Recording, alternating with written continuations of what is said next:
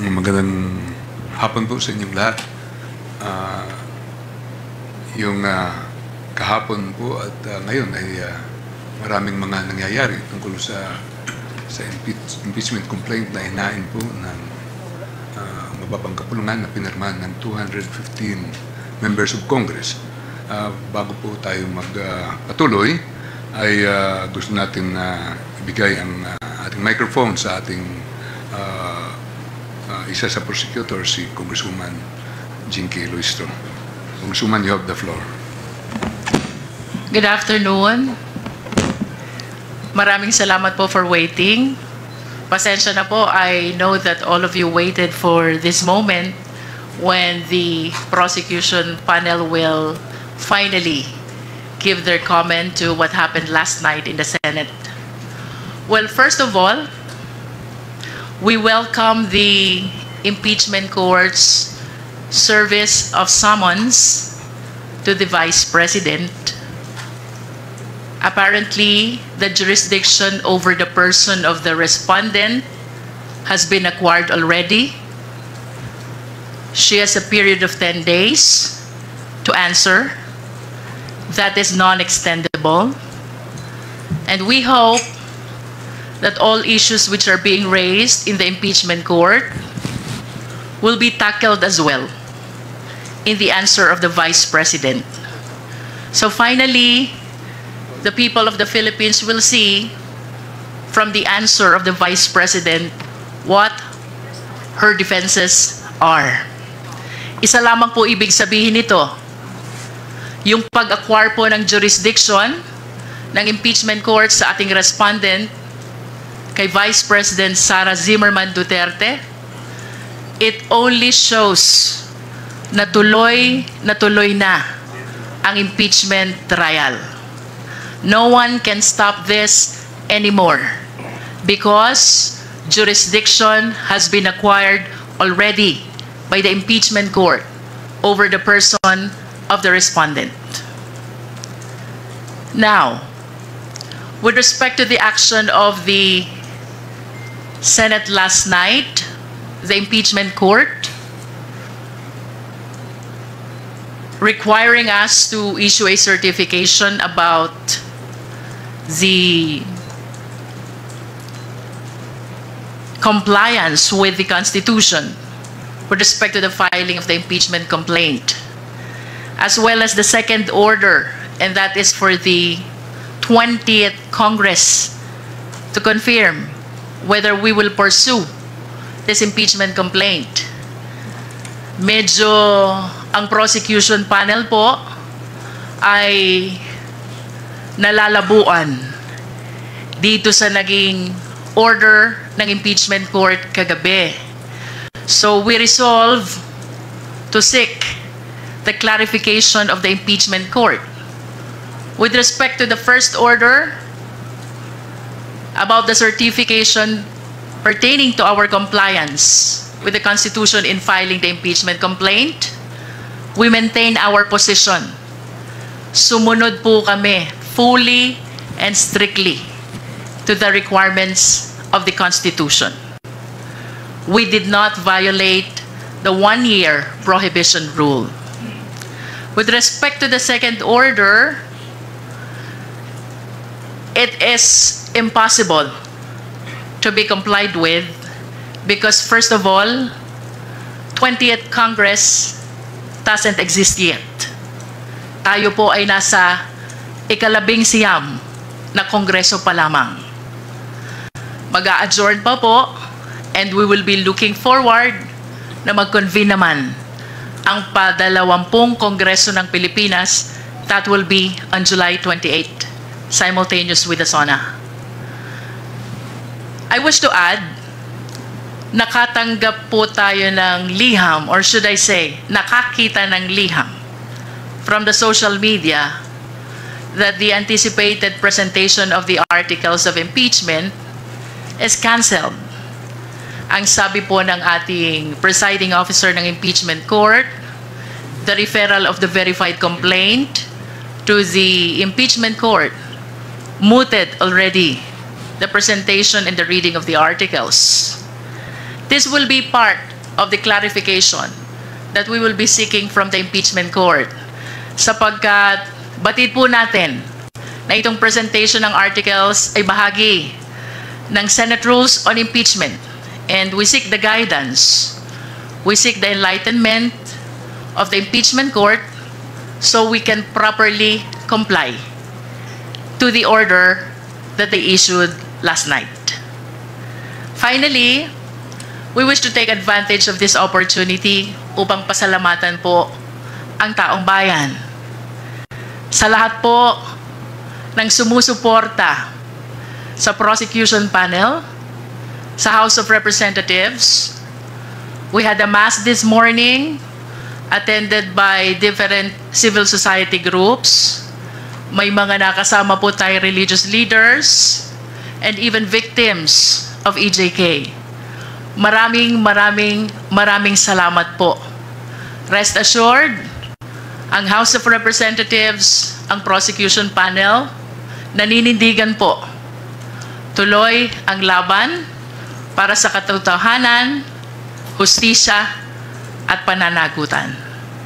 Maraming salamat po. Thank you, ma'am. Are there anyone from the prosecution panel who would like to give a message? If none, we will take the first question from Marian Enriquez of TV5. Good afternoon po.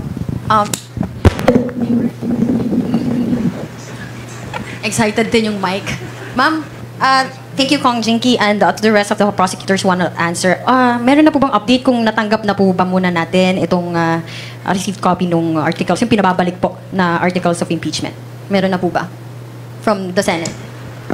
We have no official information yet whether the articles of impeachment, which according to you is being returned by the Senate, was received already by the Secretary General. I hope you understand that the members of the prosecution panel here has no participation whatsoever in the proceeding of the Office of the Secretary General. Let's wait and see kung anong official information ng SecGen. But ano pong action po ng ating prosecution team? Tatanggapin po ba itong articles of impeachment, yung pag-remand? And what was your reaction to that while watching it last night? Well, in my opinion, as one of the member of the panel of prosecutors, to give way to the clarification which we want to seek from the impeachment court, I would defer receiving the articles of impeachment from the Senate, including whatever orders they will be transmitting to us. This is not disobedience. Definitely, ang gusto lang po natin mangyari is to seek guidance and enlightenment first so we can properly comply with the order of the impeachment court. When you say you would like to seek guidance, may coordination na po ba with the Senate? Ano po yung ginagawa nating pakikipag-usap sa kanila para maliwanagan po tayo doon sa mga orders nila? We will be drafting the necessary motion seeking for clarification of the order which they issued last night.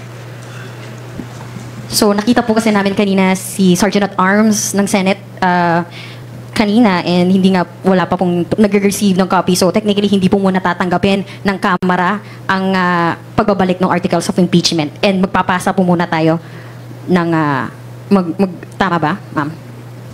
Yes, to give way to our efforts to clarify first the order. In my opinion, I would defer receiving the articles of impeachment, including the order issued by the impeachment court. Excuse me. Yung tatanggap ng order po dito, kung mayroon man, ay ang Office of the Secretary General. Hindi po namin alam kung ano ang magiging action ng Secretary General. Pero kung tanggapin niya, doon po kami magdi-decide.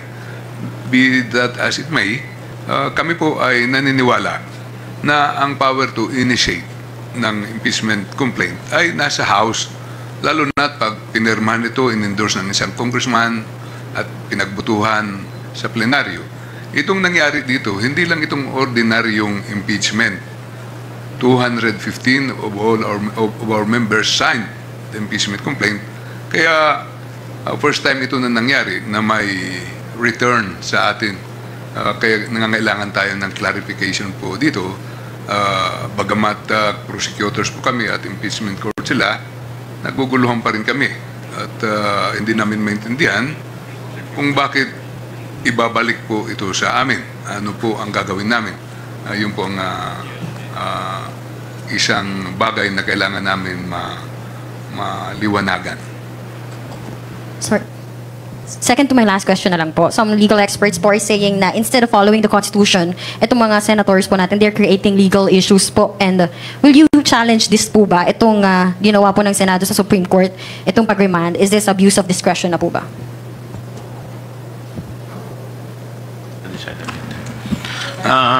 Ito pong sa ngayon, ang desisyon ng House Prosecution Panel is to submit clarification muna. So with respect to other legal remedies, hindi pa namin to napagdidesisyonan until such time ma-receive namin yung sagot sa clarification. Kong Chua, you also mentioned kanina nagtataka kayo dun sa ginawa nga desisyon ng Senado at sila pa yung nagmosyon o mismong mga hurado, and you quote, sinabi nyo po, sila na yung parang nag-aabogado mismo kay VP Sara Duterte. How optimistic are you po na there will still be a fair and impartial trial?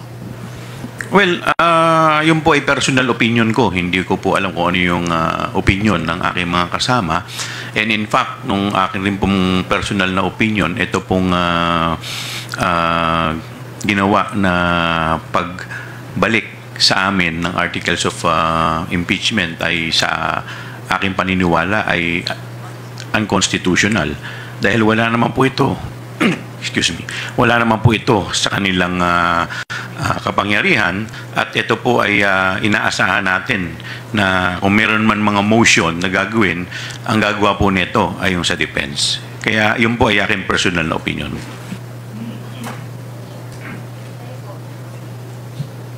Anyone? Okay na po. Thank you. Thank you, Marian. Isa Ubentanyo Umali from GMA-DCWB. You're recognized. Isa. Lumabas. Report. Big Sumintak from Net25. Magandang hapon po. May we know now kung ano na ang status ng article of impeachment in your point of view na kagabi po ay dinicide nga po ng impeachment court na mayroong mga nakita silang mga procedural lapses and constitutional question doon sa 7 article of impeachment, kasi pinoint out din nung mga nagsulong ng motion, particularly Senator Alan Peter Cayetano, yung first, second, and third impeachment.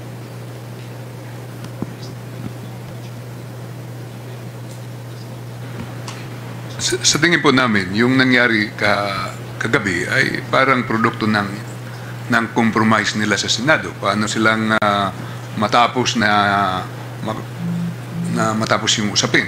Pero sa kabuuan ay tuloy ang impeachment, ang proceedings, ang trial. Kasi pinasagot na po yung ating Vice Presidente at binigyan siya ng 10 days to answer. Ibig sabihin, buhay na buhay dahil pag sumagot ng ating Vice Presidente ay matutuloy na. Bagamat, nandun na tayo sa period na patapos na ang 19th Congress at magsisimula na yung 20th Congress. Sa amin naman, may gusto silang hinging certification. Palagay ko po gusto lang nilang makasiguro, pero makikita po natin kung masatisfy kami sa hinihingi nila, wala namang problema nga yun. Parang certification requirement lang. At any rate, it is presumed that our duty has been, there's the presumption of regularity in the performance of official functions. Lahat ng nasa gobyerno, yan po ang presumption, at maliwanag ito na 215 na nag-endorse sa impeachment complaint. So, ang take namin, tuloy po ito. Sir, in your point of view as prosecutors, particularly Congressman o Woman Luis Trumam, na nag-acquire na ng jurisdiction yung impeachment court dahil pinadala na ng summon ang respondent. Pero hindi kaya yung summon na yon pending the action of the Senate last night na kine-question nila yung regularity ng article of impeachment, hindi kaya yun magamit ng depensa para questionin nila na anong sasagutin nila doon sa summons? Well, in fact, the article of impeachment was remand to the House of Representatives. Under the rules, and even in ordinary courts, not just the impeachment court, yung service ng summons, that triggers acquisition of jurisdiction. And that is why I said earlier, we welcome this development. Bagaman naguguluhan po kami dun sa order kagabi, we are happy and thankful to the impeachment court because finally, the summons has been served already to the Vice President. And as I have stated, this only shows tuloy na tuloy ang impeachment trial. I wish to believe na yung hinihinging certification ng impeachment court is only a clarification or perhaps affirmation ng naging compliance ng Senate when we filed the impeachment complaint. But I wish to humbly invite the attention of the people to the ruling of then Presiding Officer Juan Ponce Enrile. That was during the time of the impeachment trial of Chief Justice Corona. Ang sabi po niya doon sa resolution, when there is compliance in the two basic requirements, that is the signature by at least 1/3 of all members of the House, and there is the verification, the filing of the impeachment complaint already enjoys presumption of legality. And that cannot be questioned anymore unless there is strong controverting evidence. Napakaliwanag po niyan. And I believe that this is still a very good law which should guide our impeachment court. No? Gusto ko lang pong balikan yung inyong question kanina. Anong status ng articles of impeachment considering that there are efforts to return? I humbly believe that the case is very much active and alive. Why? No less than the order of the Senate last night stated that the case is not dismissed, not terminated. Ibig sabihin, buhay na buhay ang kaso, pending sa impeachment court, reason also kung bakit kami man po ay nagtataka kung bakit ibabalik ang articles of impeachment dito sa House of Representatives. Okay. One last point from my end. Ma'am, since we know na co-equal body ang Senate at saka House of Representatives, the House of Representatives will initiate the impeachment. The Senate will be the trial court. Since na kine-question nila yung legality or the constitutionality of the impeachment complaint or article of impeachment, hindi ba ito isang insulto sa co-equal body? Yun, isa rin po yun sa aming pinagtataka dahil normally po, ang magtatanong po niyan o magko-question niyan, yung mga abogado ng respondent. Kaya nga po kami po naniniwala na ito po ay hindi sakop sa trabaho ng impeachment court dahil yung pagko-question po ng mga legality ay dapat po ay sinasagot o tinutugon po ng korte at hindi po ng impeachment court. can I add to that? Bagamat kami po ay co-equal body, ang House at saka ang Senate, sa pagkakataon pong ito ay medyo naiba kasi impeachment court na sila at prosecutors po kami. Kaya parang nakikita natin, parang sa husgado, may mga orders ang korte. Ngayon, kailangan din kami mag-clarify dito. Pero sa dulo ay kailangan ang taong bayan mapakinggan po dito. Kaya kung kinakailangan makinig kami at gumawa ng mga hakbang para matuloy po ito ay gagawin po namin bilang public prosecutors. Thank you, Vic. Gab Lalu from Inquirer Online. Please proceed with your questions. Sir, natanong na po, Sir Sen, ma'am, natanong na po kasi yung tungkol sa yung pagiging quasi-judicial ng impeachment court na merong mga proseso na ina-adopt yung impeachment court na galing sa mga regular na courts. Pero pwede kaya maging dahilan po ng Senate na dahil hindi naman sila korte, pwedeng mag-motion yung mga members ng yung mga senator judges. Pwede kaya maging dahilan yun. Kasi technically po sa korte, 'di ba, hindi naman po nagmo-motion ng judge. Tumatanggap lang po sila ng motion. Pero dahil quasi-judicial po, pwede po kayang mangyari yun.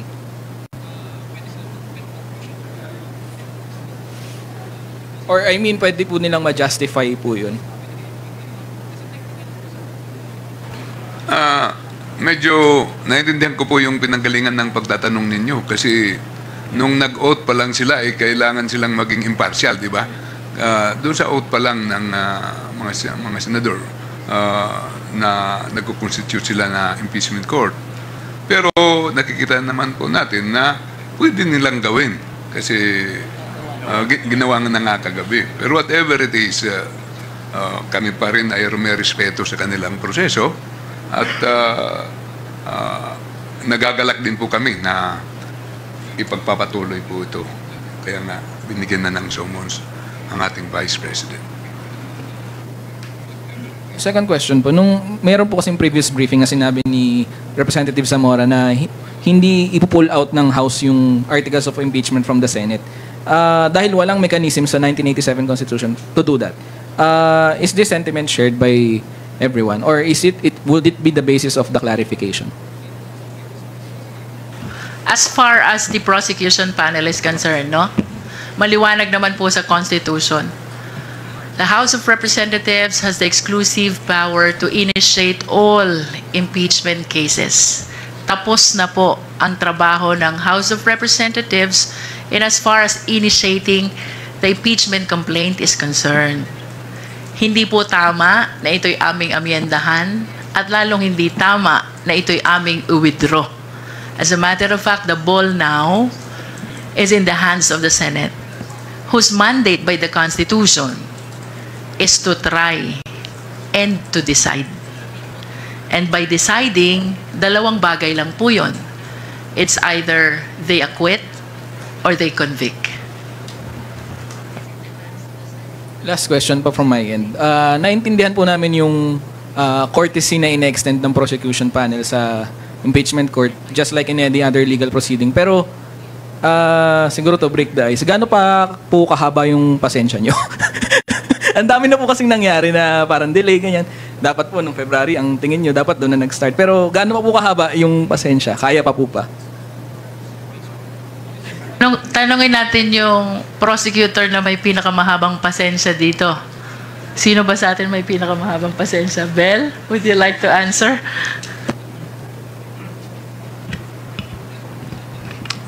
Opo, mapagpasensya po kami. At kami naman po, ginagawa lang naman po namin ang trabaho namin under the Constitution.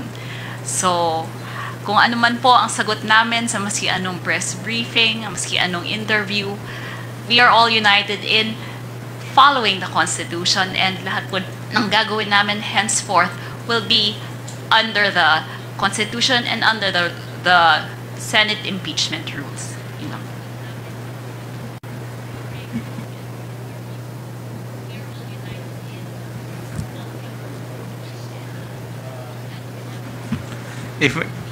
I may give my own personal opinion about the matter. Kasi iba po yung personalidad ng House. Kami, as members of the House, kami as members of the prosecution group. Kaiba po yun. As members of the House, co-equal kami. Pero as prosecutors, we obey yung mga orders ng mga judges. Di po ba? So, kami sumusunod sa mga utos ng impeachment court because we are the prosecutors. Pero kung the way I look at it, yung pong communication is addressed to the House. So, yung House leadership ang magkukuha nito. Magde-decide. Hindi po kami ng mga prosecutors. Yun lang po ang take ko rito. Marami pong salamat. Can I add to that? Ang tanong hanggang saan yung pasensya po namin? Kami po ay gusto po rin naming magbakasyon. Kasi sinidyo na kami ngayong gabi. Pero nautusan po kami ng plenaryo na mag-prosecute. Kaya nag-aaral po kami at naghahanda. At nakahanda po kami. Ito po ay utos ng taong bayan sa atin. Pero sabi nga nila, it takes two to tango, di ba? Pag nag-prosecute kami, wala namang korte, anong magagawa po namin? Kaya nandito tayo sa sitwasyong ito na thankful naman kami na may patutunguhan din ito paglampas ng 19th Congress patungo sa 28th Congress. Siguro ganun ang konsolasyon po natin. Pero sa ganang sa House na party, nandito po kami at gagampanan po namin sana ang aming tungkulin ngayong 19th Congress. At kung kami po bibigyan ulit ng ganong duties and responsibilities, lalo na't lahat naman nanalo yung nandito, at mag-iba pala except isang prosecutor namin, gagawin pa rin po namin yung aming katungkulan, yung aming tungkulin. Maraming salamat po.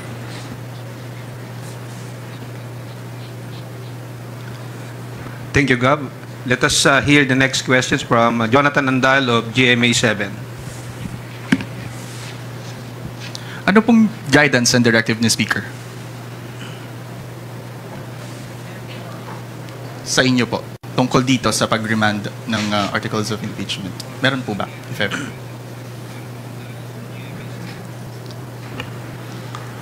Wala po namang sinasabi sa amin si Speaker. Nandun ang ating Speaker yata, very busy ngayon sa pag-inspection ng San Juan Nico Bridge. At nandito na tayo, hindi na kailangan nito ng guidance ng Speaker. Tayo po ay binigyan na ng tungkulin ng plenaryo. Kaya, siyempre, nagmi-meeting-meeting na lang kami kung anong susunod na hakbang na gagawin namin.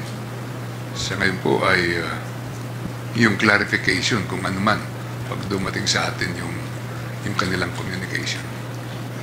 Ang boto po kagabi, 18-5-0. 17? It's 18. 18. Okay. Yun yung boto po kagabi. Sa tingin nyo, yun din ba yung, may mga nagsasabi na baka yun na rin yung posisyon ng mga senador at maging boto pag umusad yung trial. Naniniwala po ba kayo ron? It is very hard to preempt kung anong magiging decision ng mga senator judges until and unless we have concluded the presentation of our evidence. That is why we really have to follow the Constitution and the mandate by the Constitution to the impeachment court to try and to decide. No? Mahirap pong isipin o sabihin na yung boto kahapon, ayun na rin ang magiging boto sa impeachment case sapagkat wala pa po ni isang ebidensyang naiilatag ang prosecution. No? Until and unless we are done with the presentation of all the evidence, I think that's the time we begin to think ano kaya ang magiging boto ng ating mga senator judges.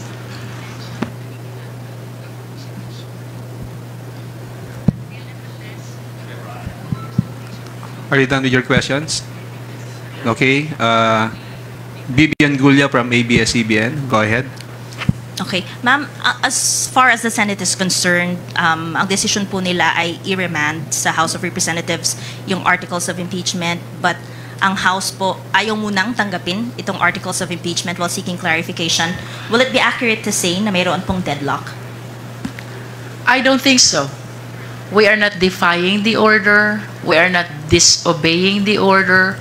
What I said earlier, we are deferring the receipt until we are clarified on the actions taken by the Senate last night. Ano ba yung tatlong actions? Number one, they're asking for the certification of the House of Representatives that we complied with the requirements in filing an impeachment complaint.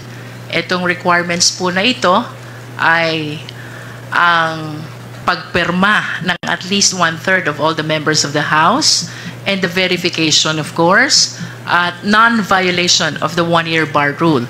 We are certain, and it is in the face of the impeachment complaint, that we are fully and strictly compliant with the requirements of the Constitution. Kanina nabanggit ko na rin po ang resolution ng then presiding officer Juan Ponce Enrile when there is compliance with the first two basic requirements. The filing of the impeachment complaint already enjoys the presumption of legality, that it cannot be questioned anymore unless there is strong evidence to the contrary, no? Pangalawa,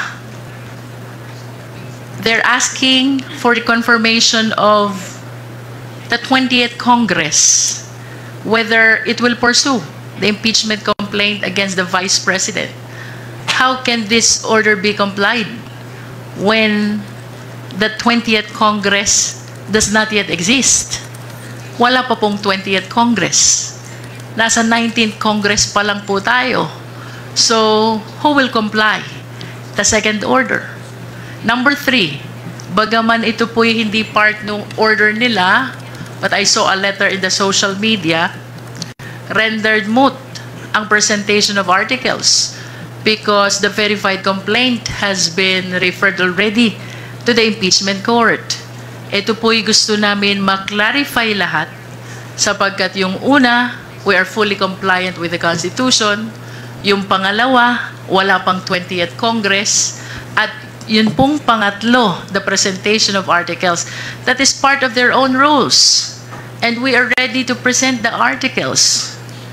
Why suddenly, biglang rendered moot when no less than the rules on impeachment of the Senate provides for the same? Again, we do not defy. We do not disobey. We are merely deferring receipt of the same to give way to the clarification of all these issues surrounding the actions taken by the Senate last night. That is in as far as I am concerned, as part of the prosecution panel, because as I have said earlier, hindi naman po bahagi ng trabaho ng prosecutors ang pagtanggap nung ibinabalik na articles of impeachment, including the receipt of whatever order issued by the Senate, especially if it is addressed to the House of Representatives. Let us wait and see as to the action that will be taken by the Office of the Secretary General. Pero may assurance po ba na susunod kung halimbawa ma-clarify na po or depende pa sa magiging response ng Senate?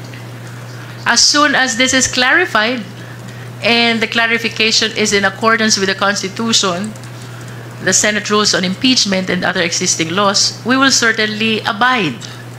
Dahil kagaya ng sinabi po ng aking mga kasama, ibang usapan to, impeachment court ito. Sila po ang judges at kami po ang prosecutors. We are morally bound to follow the orders of the impeachment court. Clarification lang din, ma'am, kasi last day na po ng session today.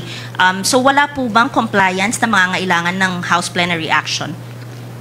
At this point, what we are considering is to prepare a motion seeking for clarification. Also, sa tingin niyo po ba yung ikalawang utos ng Senado ay parang admission na rin na pwedeng tumawid sa 20th Congress itong impeachment trial? That's the way I see it.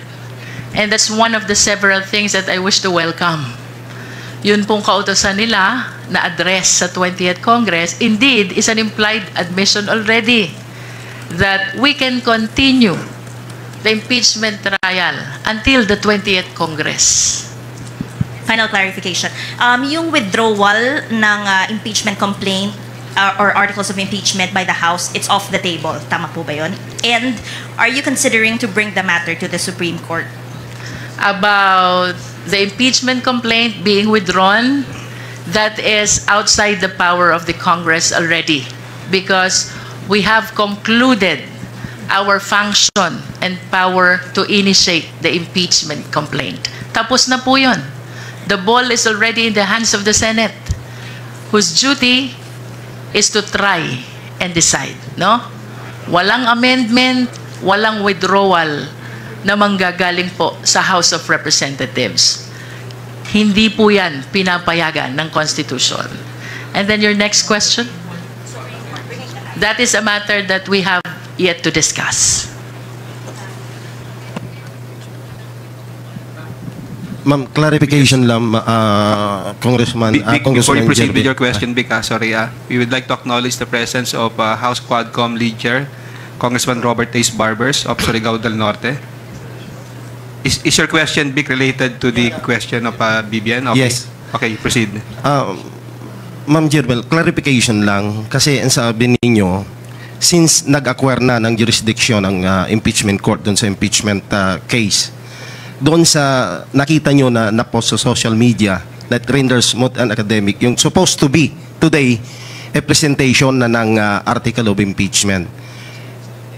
Miwino, kumbaga clarification, tinututulan nyo yung cancellation ng presentation since the impeachment court acquired the jurisdiction on the matter. We are not opposing. We are seeking clarification. And perhaps if the impeachment court will issue an order that the presentation of the article is impliedly complied with, we may accede to that. We are just following the Senate rules on impeachment. And the presentation of the articles is one of the significant part of their own rules on impeachment. Thank you, ma'am. Thank you, Vic. From Philippine Daily Inquirer, Krisha Subing-Subing is now acknowledged. Hello po. Medyo related din po sa question ni Ate Vivian kanina. So, kailan at paano po magsisik ng clarification sa Senate if Congress adjourns by today po? I mean, the past few months has shown us that the Senate refuses to convene into an impeachment court kapag walang session po. So, I guess, is it possible na yung 20th Congress Senate na po yung makapagbigay ng clarification sa House po on their motion kagabi? Can we address the question to the good-looking prosecutor, Rog Gutierrez?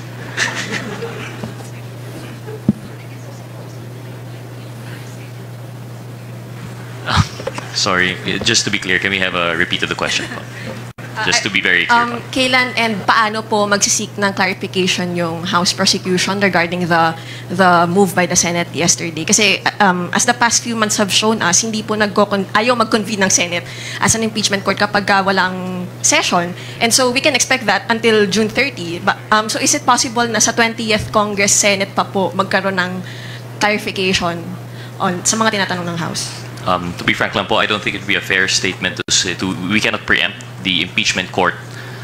We cannot substitute their decision. We cannot say for sure that they will not convene po, no? So what is very clear for us here in the prosecution panel is that we will be seeking clarification, and it will be addressed not to the Senate but to the impeachment court. Now, the question of whether or not they will convene, I think that only they can answer po, no? And ma'am, tama po ba yung pagkakaintindi ko? You will file, you are preparing a motion to be read at the plenary later po?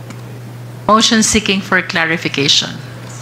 And then my second question po, it seems that you and other legal experts agree po na the Senate does not have constitutional power to remand po. So, in your opinion, does the House have the power to reject the remand? Is that a possible pathway for you?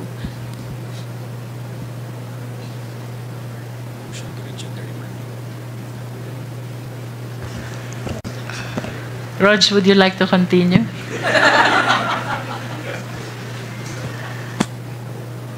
Marami kang fans dito.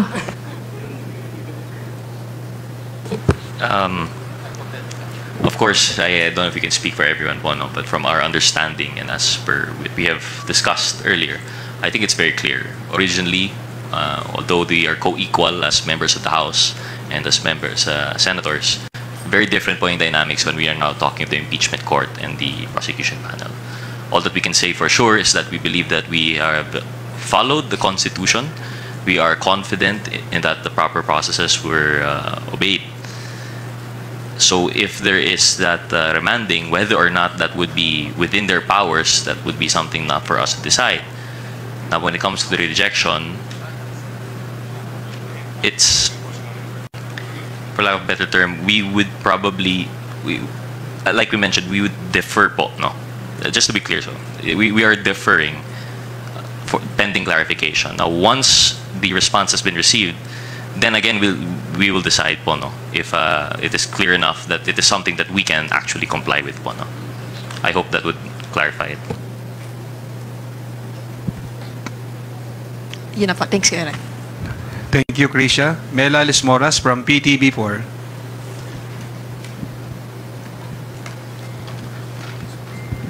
Hi, good afternoon po, Prosex. Sulitin ko na lang po yung pagkakataon since I think this is the first time na medyo marami po tayong humarap dito nga sa isang press conference. For the record, ano-ano po yung articles na assigned sa inyo? Pwede po bang sumagot one by one? And gaano, nasa na po yung preparation natin ngayon? Dahil, at gaano kahalaga na marinig po ito ng ating mga kababayan? Kasi up until now, ang dami na nating naging process dito nga sa impeachment proceedings, pero may mga nagsasabi pa rin na it's all about politics, may mga ganong criticisms. Can you just share ano pong articles and ano na po yung update sa preparation nyo at gaano ito kahalaga na marinig ng taong bayan sa pamamagitan ng impeachment trial? Una po, gusto kong balikan kanina yung tanong, yung tungkol sa can we reject it, di ba? Ngayon, na-return nila sa amin, na-reject, baka magbula-bula po ito, wala nang patutunguhan. Yun po ang ayaw nating mangyari. Ang importante po dito, ang interest ng taong bayan at saka yung duties and obligations natin. Kung kailangan may mag-bend siguro dito, kami ang prosecutors, sila ang judges, kailangan, kung compliable, kung pwede namin gawin na hindi makukompromise yung aming strategy, ay siguro baka kailangan namin gawin. Pangalawa, yung tanong po ni Ma'am tungkol sa articles, sa preparation po namin.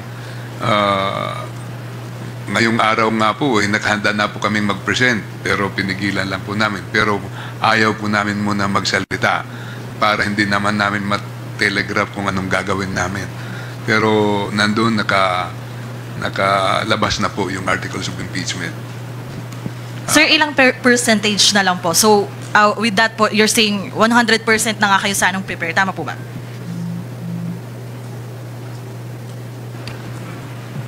Tama po. Thank you, Mela. Jong Manlapas from DZRJ.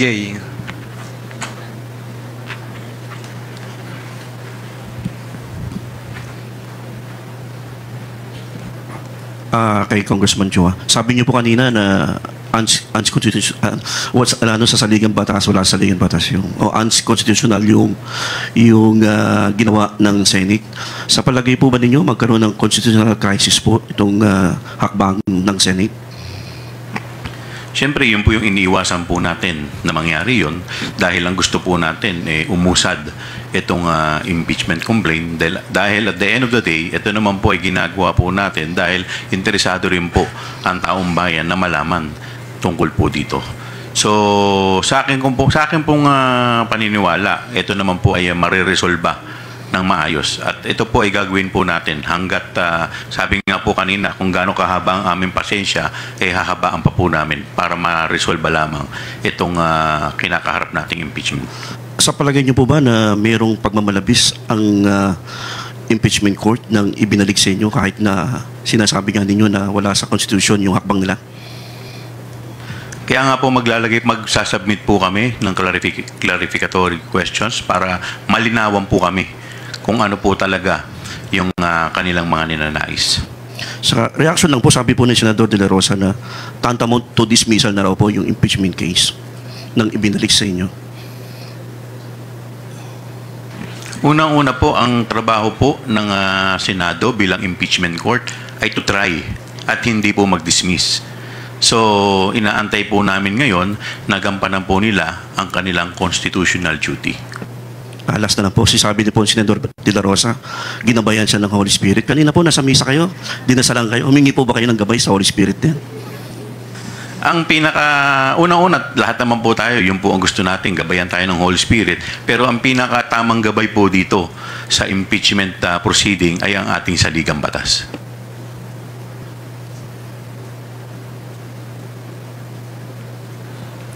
Okay, let us now recognize Earl Tobias from IBC 13.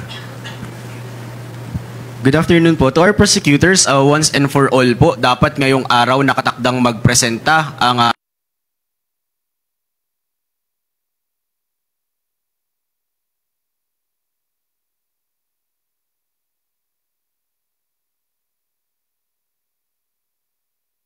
prosecution panel ng articles of impeachment sa Senado.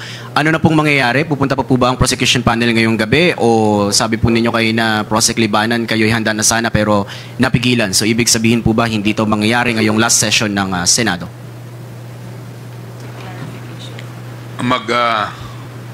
Hingi muna po kami ng clarification sa kanilang nire-request sa Kongreso.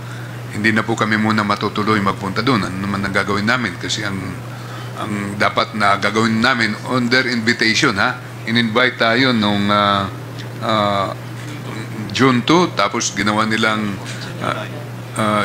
June 11. Nakahanda kami kasi silang nag-imbita. Ngayon, sinasabi nila hindi na matutuloy. So hindi na kami pupunta roon. Kasi baka lalo lang magkagulo kung anong gagawin namin doon. At marami pa rin naman kaming ginagawa dito sa Kongreso. Ito po yung last day of session namin. Ito pong pagtatapos ng 19th Congress ngayong gabi. Thank you po. Follow-up na lang. Kung Luis, being that it's a matter again of decision kung kailan yung rescheduling ng presentation of articles of impeachment, and you saying kanina na merong sapat na basihan, constitutional basis na dapat ang 20th Congress may clear jurisdiction na with impeachment trial ni Vice President Sara Duterte. Pero nabanggit din kanina na kapag bola-bola ang proseso, mukhang mahihirapan sa pag-usad.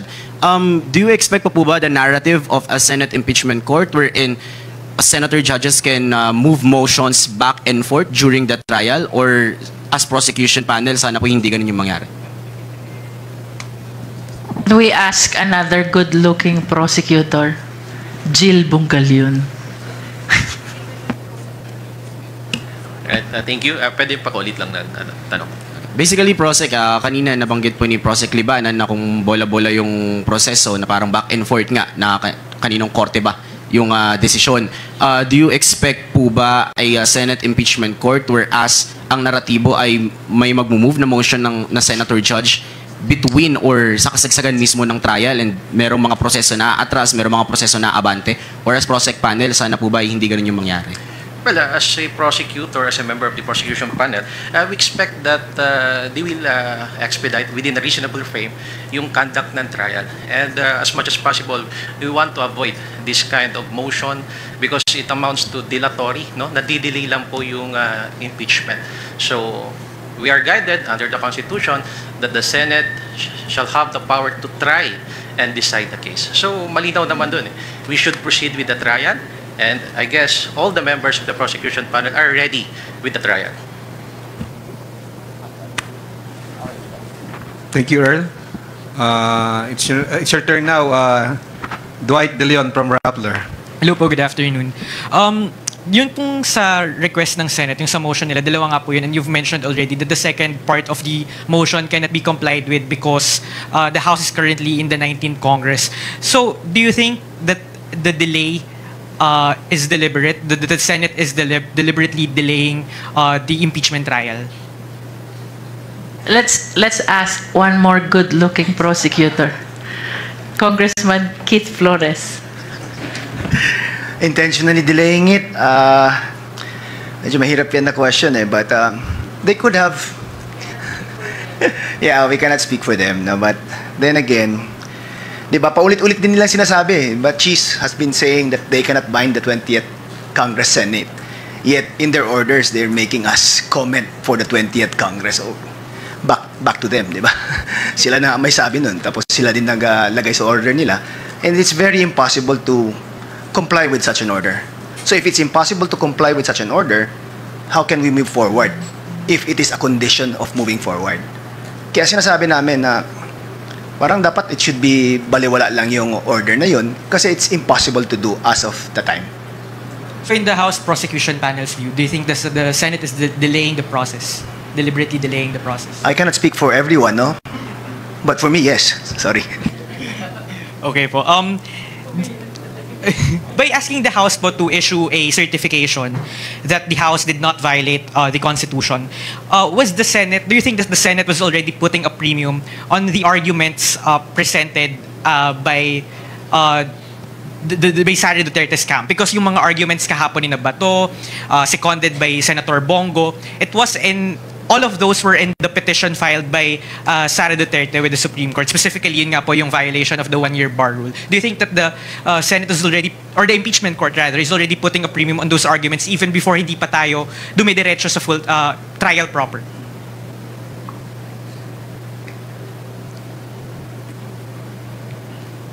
Well, we cannot speak for them, no?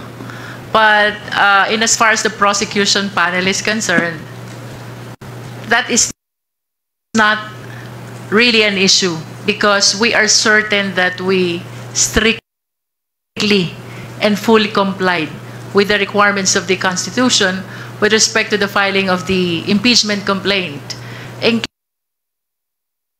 the 3 prior complaints. Ma'am, another question lang po. Legally or constitutionally po, can the reading of articles of impeachment by the House, yung nakaschedule po sana today, can that be considered moot? Kasi yun po nga po yung sinasabi kagabi ni Senate President Escudero. That is why we're seeking for their clarification, no? Because it is the Senate rules on impeachment itself which provides for the presentation of the articles of impeachment before convening the impeachment court.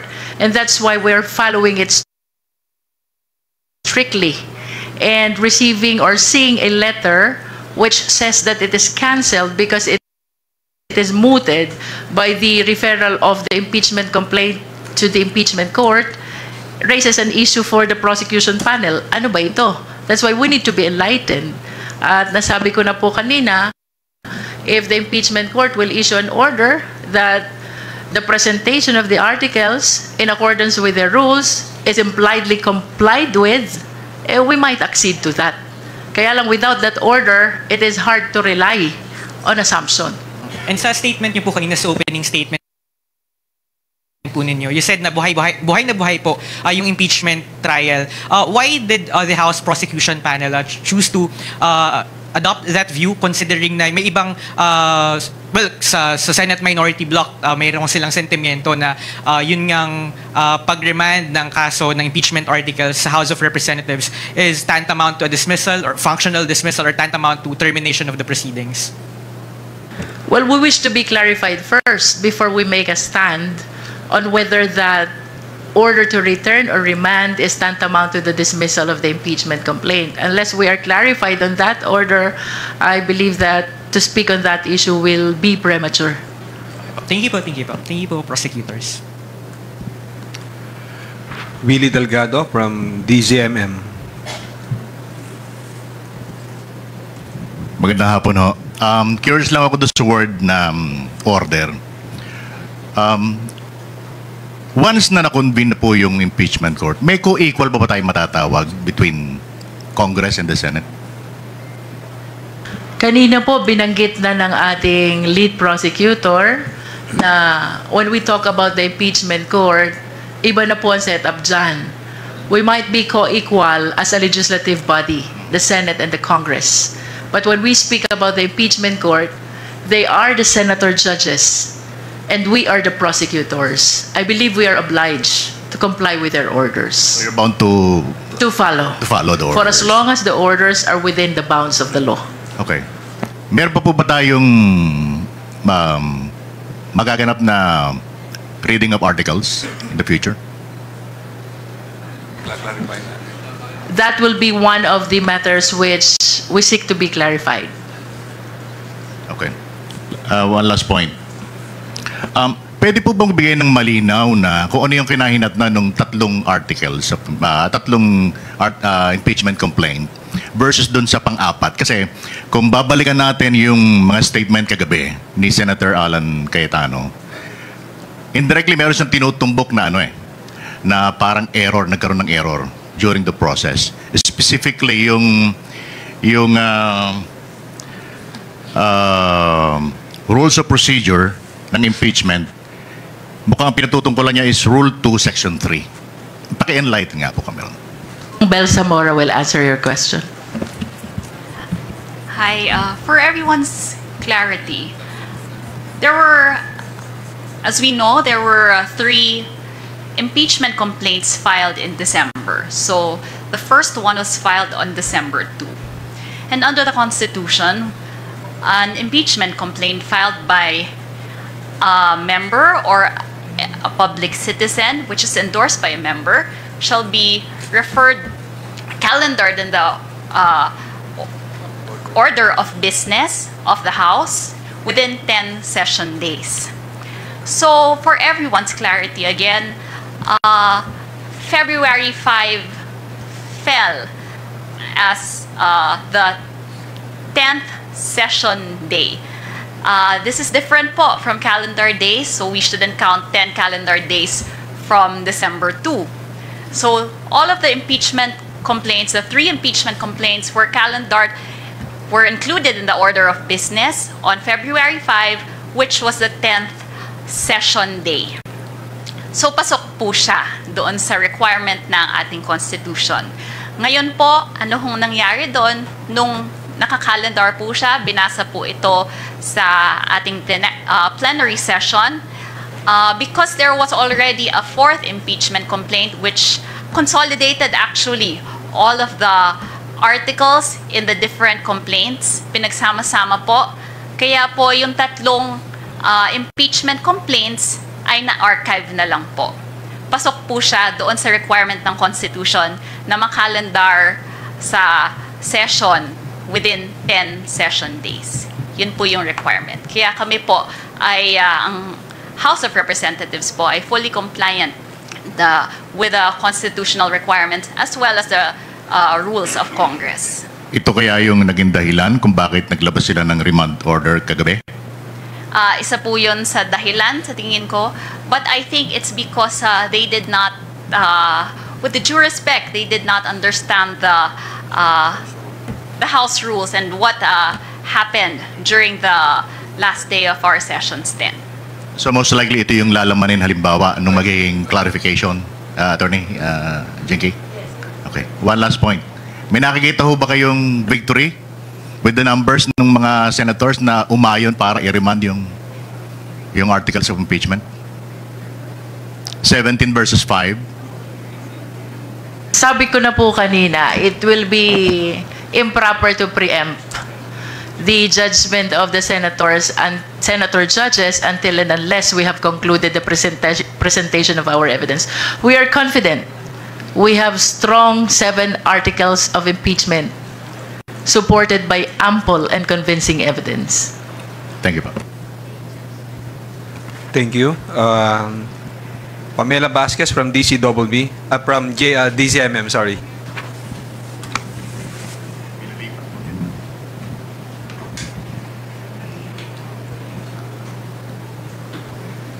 Pero naniniwala po ba kayo na hindi po sana humantong doon sa pag-reband kung nabigyan po sana ng chance ang House Prosecution na humarap po sa Senate Impeachment Court and nabasa sana yung articles of impeachment?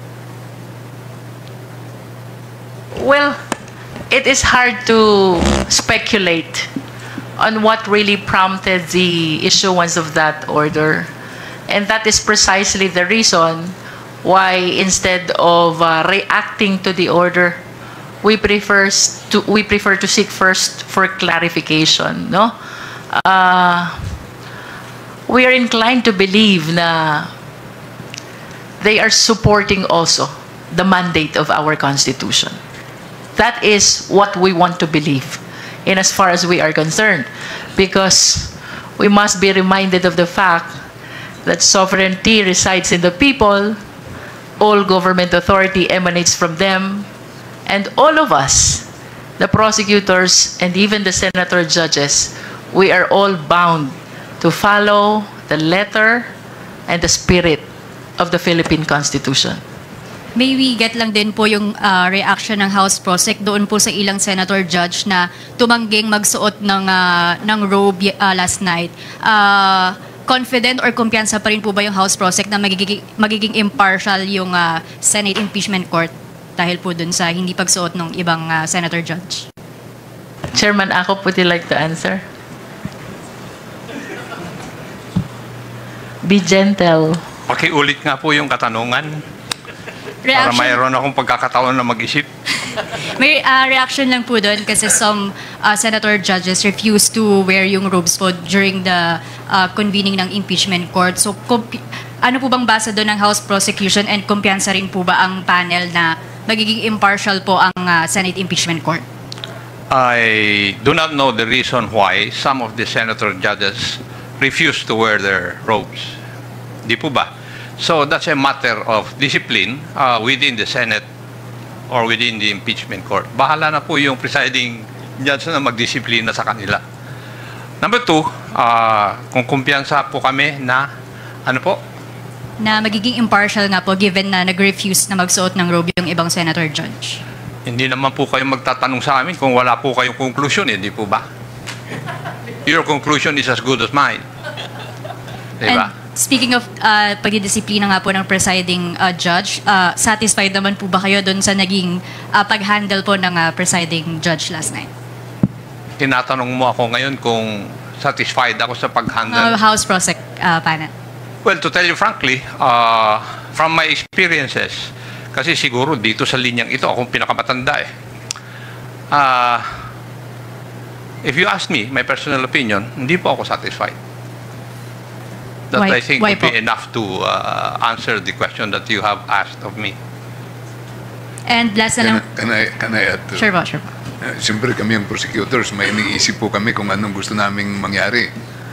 Pero sa nakita natin kagabi, nakikita natin ang dami-daming interest sa plenary, 23 po sila. Alam ko pong mahirap yung ginagawa ng ating Senate President. Pero napunta tayo dito, may konting victory po tayo, mapapatuloy yung impeachment complaint, at siguro may konting i-clarify po natin. Siguro baka pasado na yun ng konti, Congressman Ako, na nangyari kagabi sa presiding officer. Mr. Lead Prosecutor, the question is as of me in my personal opinion. Yes. I stick with my personal opinion because I have my own basis. I hope that answers your question, Madam. Last na lang po on my end. Other than Kong Keith po ba, may nag-share din po ng same sentiment na merong clear intent to kill or delay the impeachment? Or si Kong Keith lang po out of the 11 prosecutors? I'm sorry? Kung may nag-share, sa House Prosec panel po, kung may nag-share lang din po ng same thought or view po with Kong Keith na there is a clear intent na i-delay or patayin yung impeachment. Ako? Ako? Are you asking? The Prosec panel po. If meron po My kung... personal opinion? Yes. I said personal opinion, yes. Yes. From my experiences. Kasi I've been with government since 1970. Di ba? Now, kanina tinanong ninyo kung magkakaroon ba ng pag-asa kami dahil 17-5. Kami may pag-asa. You know why? During the ERAP impeachment trial, they had the numbers. Pero bakit nagbaliktad? Kasi nakita na yung ebidensya eh. As the gentle lady from Batangas said, wala pang naipresenta na ebidensya. Siguro pag nakita na ng mga tao at saka yung mga senator judges yung mga pieces of evidence, baka magbago po ang isip nila. So, yun po yung ibig sabihin ng sinabi ni Congressman Dinky. I think that's my take. Marami pong salamat. Thank you po. Risha Subing from Inquirer. For today's last question. Sorry po. Kong Jinky, sorry po, follow up lang po. Yung motion po na pinaprepare nyo po, that is for the plenary or for the impeachment court po? That is for the impeachment court. That is for the impeachment. So, hindi po siya i-file today? We wish to file it today. Okay. And then my last question po. Kanina po it seems na your individual stances is that unconstitutional nga po yung ginawa ng Senate ng pag-remand ng articles of impeachment sa House. And yet, you're also signaling na you're willing to comply with the Senate, the stipulations of the order of the Senate. Hindi po ba siya two conflicting positions? I mean, if you give in to the Senate, and we assume that it is unconstitutional, then essentially being complicit also in that unconstitutional move. Let me restate my position with accuracy. No? I said we will be seeking for clarification first, and that's why we will be asking for. We opted to defer receiving the orders as soon as we are clarified about the issues surrounding the order of the Senate last night. For as long as they are within the bounds of the law, the prosecution panel will comply. So these are not two conflicting positions for you, ma'am? I believe so. It is. We are now in a choice between being combative or cooperative, di ba? Mamimili kami kung magiging-combative kami o cooperative sa husgado. Sa korte, pag matapang ka masyado, baka malamang matatalo ka.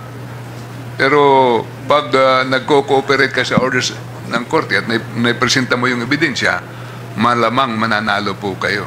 Kaya